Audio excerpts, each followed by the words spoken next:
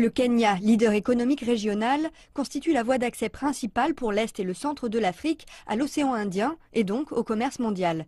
Mais l'état vétuste de ses infrastructures menace de couper le pays de ses voisins et ces derniers de cet accès privilégié aux routes commerciales maritimes.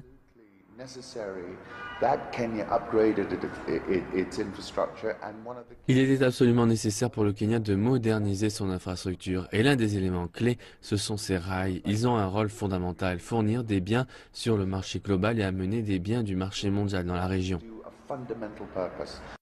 Le projet de voie ferrée est le plus gros que le pays ait mené depuis son indépendance. La première phase, qui relie Mombasa à Nairobi, coûte environ 3,8 milliards de dollars, ce qui a suscité des critiques massives contre le gouvernement.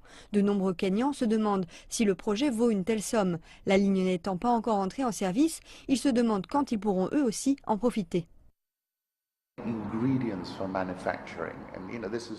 Cela n'arrivera pas tant que les voies ne seront pas ouvertes. Ensuite, les entreprises vont commencer à investir et nous pourrons constater des bénéfices. Ceux qui ont profité de la nouvelle voie de chemin de fer jusqu'ici sont ceux qui travaillent sur le projet.